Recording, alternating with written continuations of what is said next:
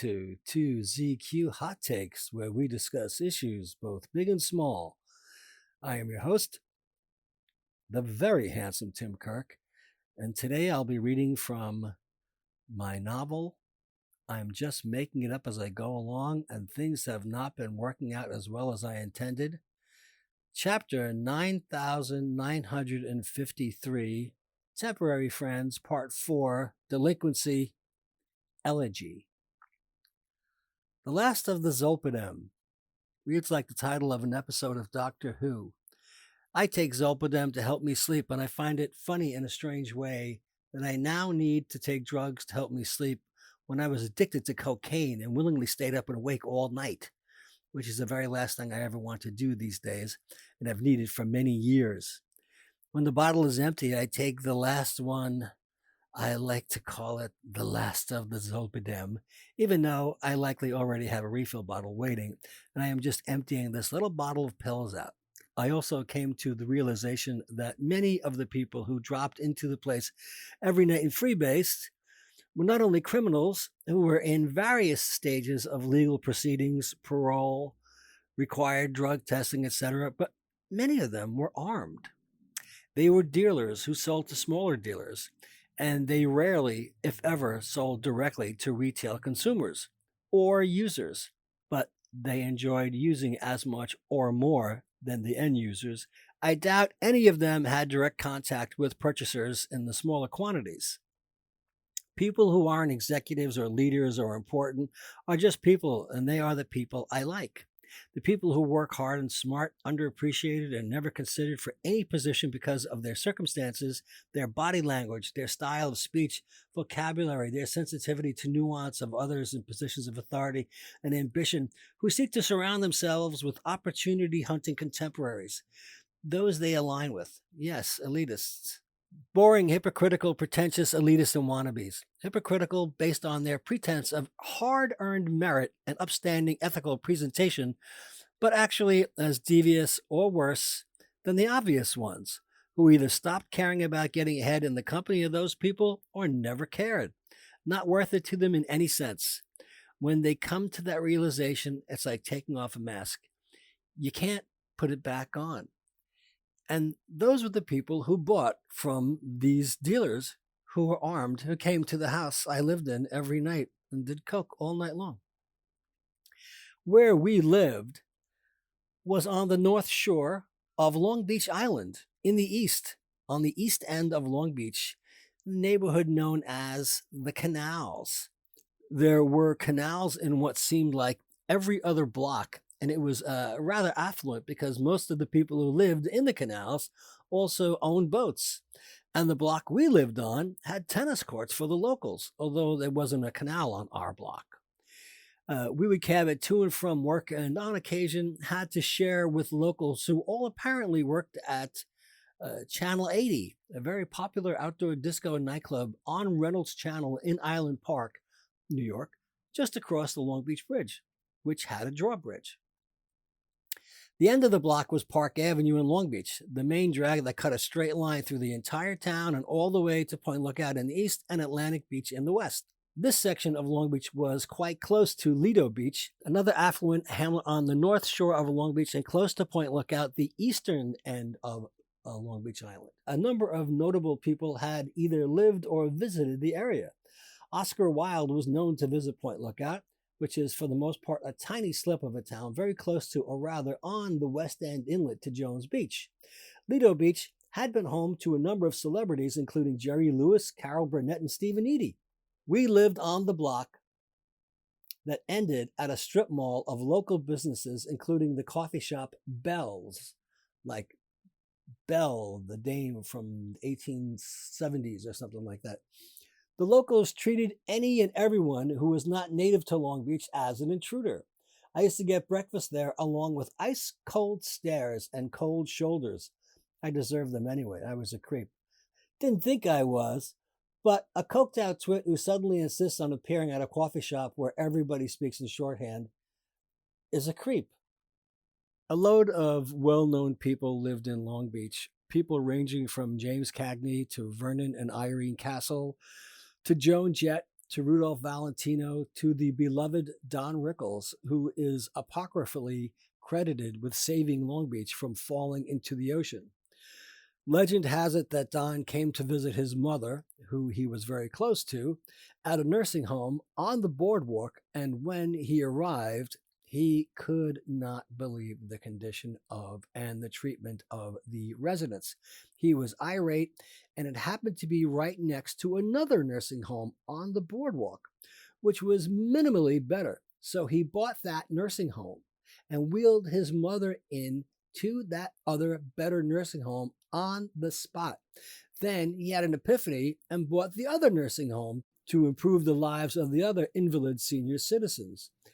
Then, supposedly, he started buying up all of the beautiful mid-century modern apartment buildings on the east end of Long Beach on the boardwalk. He supposedly kept them all in beautiful condition and charged every tenant a fair price.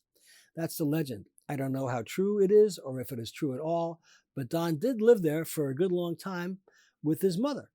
Anyway, it is a terrible thing to be the most literate, cultured, ethical person in any place, especially when you know you are not a Greek, surrounded by utter, arrogant, scuzzy stupidity. It is a demimonde of lowlifes, like Blue Velvet, the movie, a surreal otherworld of stupid, sensation-chasing, cheap thrills and violence. The violence thing is something most of us could have predicted if we focused on the probability, because I think just about every one of us who was aware of the situation that led up to the violence made everyone who was aware of the situation uneasy and shifted topics away as soon as possible or refocused on micro aspects of the meta topic because they needed attention as well, and there were human beings involved who were being damaged by neglect and passive exposure to abuse, which was physical, emotional, and mental. The large view was a very immature young woman who would like to spend her time with lowlifes. I don't know if she even graduated from high school because she was preggers and walking around her parents' house wearing a winter coat indoors while trying to hide her pregnancy. I don't know how long it took her parents to realize that she was pregnant, but I do know they were dysfunctional as hell. Fast forward to at least 5 years later, and as she shot pool, drank beer, and was never ever going to be considered a debutante, although she was pretty. She could have tarted herself up just for the sake of not wearing flannel and sneakers every single day, but she never cared. She was the victim of abuse by her parent or parents, and as she continued to allow herself to be caught in a world of abuse and dissonant rejection of anything that might expand her worldview outside of what she was personally experiencing or was somehow attracted to, she was magnetically drawn to really bad guys. Guys who resolved their perceived issues by inflicting abuse on others, whether it was personally physical or by physical in the sense of vandalism, or something even more drastic, on top of the emotional abuse. But I must say, the bad guys were hurt by her, and that made it all the worse. She played with fire and got burnt. Now, this was all going on concurrently with the drug magnate titular chef's downfall, and it was sort of like a sideshow, but it was as intense. And she was involved in a whirlwind of potboiler atrocious endeavors, check kiting, hiding from and being found and beaten by the bad guy she hurt on a regular basis, sexual peccadillos, one with the bad guy's half-brother, who himself was married, and he was cheating on his wife with her, and began their sexual relationship while he was supposedly helping fix up the bad guy half-brother's house, which he bought for the young woman who he reunited with, and who bought her parents' house from them for cash, which he amassed by stealing from the supermarket he was the manager of. He was the manager of a supermarket in a predominantly Jewish neighborhood and thought it was the height of hilarity to page Dr. Joseph Mengele on the PA as elderly Jewish customers shopped for groceries. This is the same guy who liked ground beef with ketchup and plain noodles. He also stole cash on a continual basis and bought sports cars and threw money at skanky lowbrow pursuits. So what happened was the bad guy was out of the house for whatever chore he was doing, and the half brother was over the house. And then the girl and the half brother hooked up. He was a transit canine cop who carried a .44 Magnum while off duty, and he had Elvis sideburns. He carried his .44 Magnum in a suede vest holster, and he lived at least 45 minutes away by car. He worked mostly in Brooklyn on the subway underground with a big vicious dog and a partner. So he betrayed not only his wife, but his half-brother right in his half-brother's house with his half-brother's girlfriend, who was all too eager to engage. Substance abuse, child neglect, just giving in to passing fancies and turning them into torrid, sexual, taboo nightmares of being the prey of the wrong bad guy she cheated on. The kid she was neglecting and refusing to parent. Her own self-destruction with not only booze and cocaine, but more drugs, including heroin. As an aside, and what the fuck is this with heroin? I will never grasp the appeal or the desire to escape reality so desperately that anyone would want to use heroin. Got me. I can't process this. There is a huge ocean between me and any appeal of using heroin. And as far as I have learned, these days it is referred to as slamming, which is an absurd euphemism, but at the same time, it is accurate. Now back to the young woman with the self-destructive conduct and her refusal to look past her own nose. She became pregnant at 17 and was in her third trimester in the late spring, early summer, and thought she was fooling everyone by wearing a winter coat in the house all day and wherever she went. She wound up giving the baby up for adoption, and that rift caused a huge emotional hellscape to explode in her own life. This became an ongoing melodrama and overtook her ability to live simply, even though she had zero ambitions above doing just that, with the exception of gratifying her desires. She hooked up with a few subsequent guys, got mixed up with a complete idiot who was also a terrible, pathetically unconvincing, pathological liar, and just a dope who knocked her up, and of course, they got married. They predictably split up and were divorced. He lingered around here and there because of paternity, but eventually disappeared from view, with the exception of her contact with his mother, who wanted to take custody of the baby. Creds to the grandma, which should have happened for the baby's sake, because this girl was not a mother and not prepared in any way to grow up and take care of a human life. She wasn't taking care of others in any way. Everything she did seemed to make every matter worse, and she kept on engaging in new, dumb, self-destructive activities that just made her life a minefield of bad choices. After she had the baby, another guy enters her life for a short while. Then the original bad boy comes back and makes his appeal, which she accepts, and moves back into the house she grew up in, which has since been bought for in cash by her bad boy, low-life boyfriend, who is the father of the baby they gave up for adoption. Now she's got another kid by somebody else. He was obsessed with the date the baby was surrendered. The irksome thing is that virtually all of these people were contemptuous of the social conventions that bind the fabric of society, and they had no use for any of them until it mattered to them, and then it became paramount, as if it never happened to anyone else before. That became tiresome and annoying. We all know these things. We all do these things. To many of us, they are at first obligatory empty rituals which are necessary to keep families going. They mean something to the people in our lives, so we engage, and eventually they mean something to us. Just because you don't or didn't doesn't mean that now you do. It is the focus of everyone else's life. Move along. There is an entire retail culture dedicated to these aspects of life, which you have chosen to sneer at until it became important to you. I kept on asking myself, what was I doing with these people? I was throwing my life away, and it was accelerating at an increasingly rapid pace.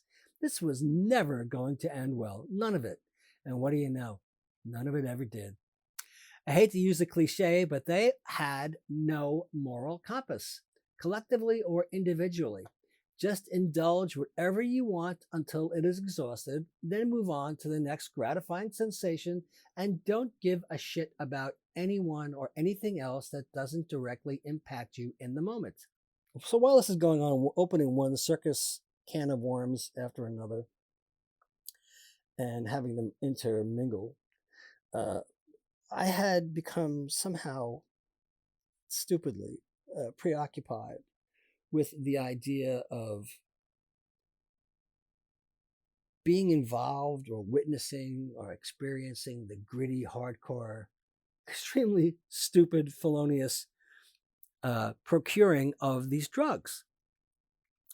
And the procuring of the drugs from the badass dealer was an experience. I was taken along as an observer during one transaction with the badass dealer. That was more than enough. The extremely poor driving skills of my friend. My friend had a terrible driving record, and he couldn't just drive in a straight line. He just didn't know how to do this. The whole scene was a heart-pounding slice of a very bad life I would never, ever want to repeat again. It was like a gritty suspense thriller from the 70s, but it was real, and it was scary. One false move and the jig was up. Plus, the entire exchange took place in the parking lot of a convenience store in a minority neighborhood in the early evening. White boys stuck out like sore thumbs. The ride to and from was, to say the least, a nerve-wracking experience. To start off with, I had no idea as to just exactly how bad a driver my friend was, and ascribed his truck crash to poor topographical conditions where his truck went into a ravine. It was easier for me to think that way and dismiss his inability to drive well. It was sort of like a functional illiterate getting by, being familiar with what large signs meant and routine and something that they maintained to avoid catastrophe, but they had no real idea as to what consisted of any language printed anywhere other than very limited reading comprehension skills. Applied that level of illiteracy to his driving capabilities. We were in the car for a scant few minutes and had to cross over a bridge that passed over a well-known but particularly large body of water, and he somehow needed to be reminded several times while we were going over this relatively short bridge to straighten out the steering wheel, or he would crash into cars in other lanes or into the barrier on the side of the bridge, which had a sidewalk on either direction for runners or just pedestrians. This was a drawbridge and would at various times of the day be raised. I eventually wound up running over this bridge during a period later in time where I ran 10K a day, but that is part of another story, which is interwoven with this one, and I will eventually get to, but not right now. We hadn't even technically left town, which meant that we had to cross the bridge and drive on solid ground in the next town north of where we came from, and it was already a stressful experience. And we had to drive past crazy margarita lady's house on the way to and from, and that is quite another story altogether. An extremely weird story. Extremely. So we had to go to Freeport. The drive over to Freeport and the stakeout was like a William Friedkin movie. The only way to describe it. Now, meanwhile, with the girl who's getting beaten up and the place we worked in and all the melodrama going on, and it's all infantile and it's all puerile and it's just taking over everyone's lives while we're there. And I'm with these people risking life and limb and prison So we are in this palpably gritty neighborhood. The light at that time of day, the tension, the suspense, the danger in the cavalier dispensation with any concern for safety, the almost certain probability of arrest and incarceration if apprehended, the first strain of relief after obtaining the goods, the nervous getaway, the nerve wrackingly poor driving skills, on top of the nerves about the whole thing, exacerbating the poor driving skills, the feigned attempt at acting nonchalant with the felonious amount of cocaine in the car on the drive back to the place, the arrival back at the place, the unsealing of the goods, the tasting, the usage, the delirium, etc. Would have been a great cinematic montage, but it was real. What the hell was I thinking? What the hell was I doing? Stupid, disobedient boy. Stupid, disobedient white boy. So painfully obvious. How we got away, I will never know. But everybody there knew we were there. Everybody. What the hell were we doing there? Oh, they knew. Stupid white boys. I never knew what kind of plans he had, if he had plans other than to use a rented house space as a weed growing operation. I never knew of any long term desires or any other dreams. None of his associates ever expressed anything other than a preeminent overriding desire to get and stay high, and they had an implied devotion to the Grateful Dead.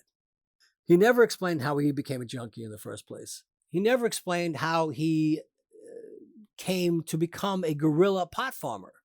He never explained how he came to possess a mansion in the hills of Santa Cruz.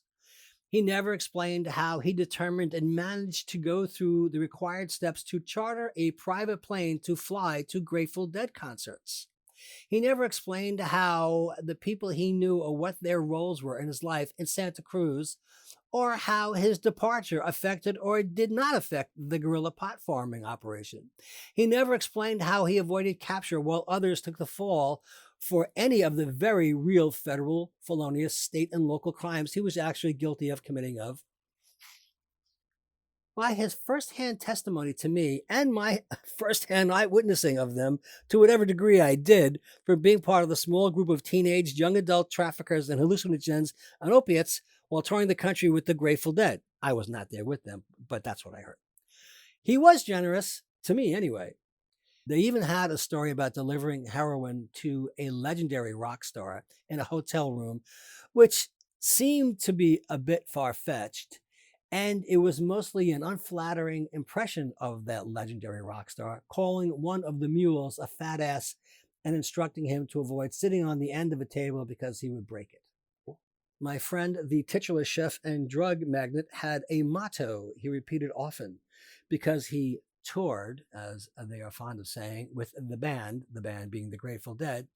He was pointed in his distinct recollections of locations he traveled to, from his Denny's takeover in Eugene, Oregon, or somewhere around there, to asserting that the expression common among touring deadheads, "There is no place like Texas," and leaving it in an ambiguous state while strongly implying that it was not a safe place for mostly harmless, scruffy hippies. Being in the room with people who use cocaine, freebasing, drinking, getting stoned at the same time, simultaneously withdrawing and jabbering in an endless series of misfiring dashes of self-expression. It was an experience. It was cacophonous.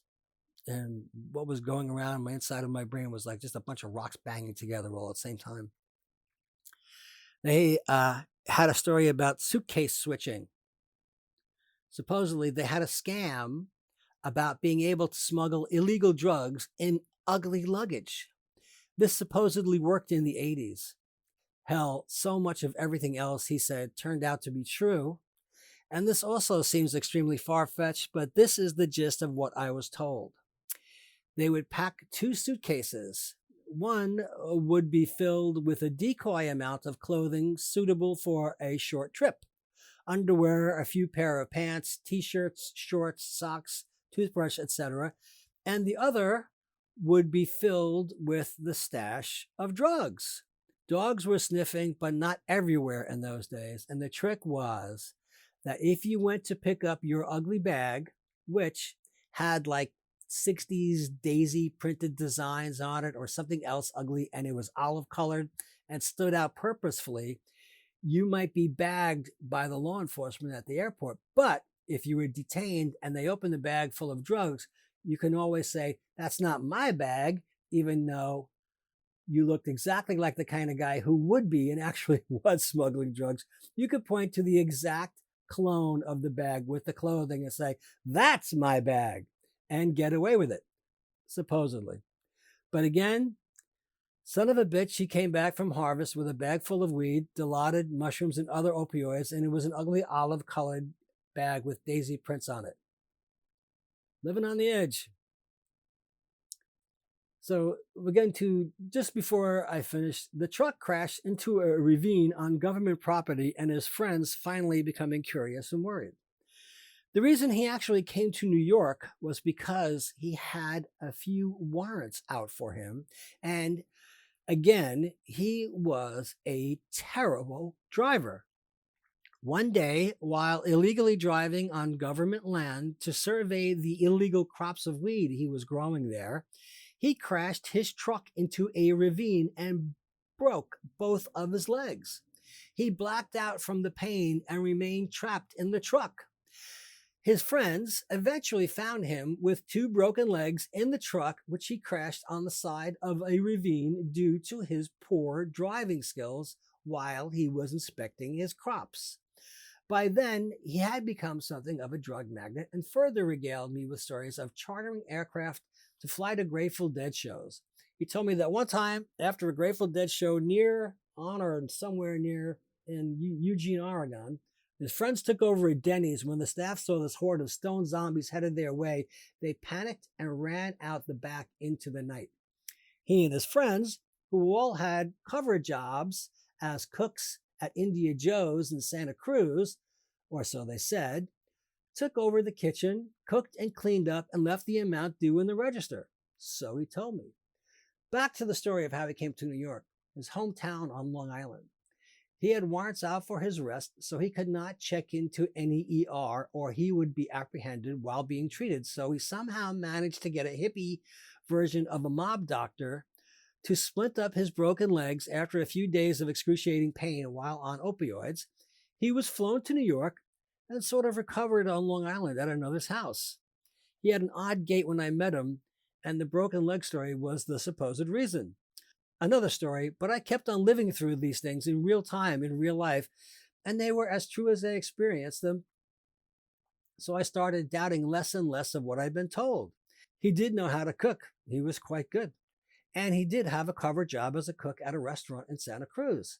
I did visit the place years later, and it was as he told me. So I'm going to leave it at this and come back to the story next time with some more detail. He hasn't quite died yet, and there's a lot to tell in between now and him dying. So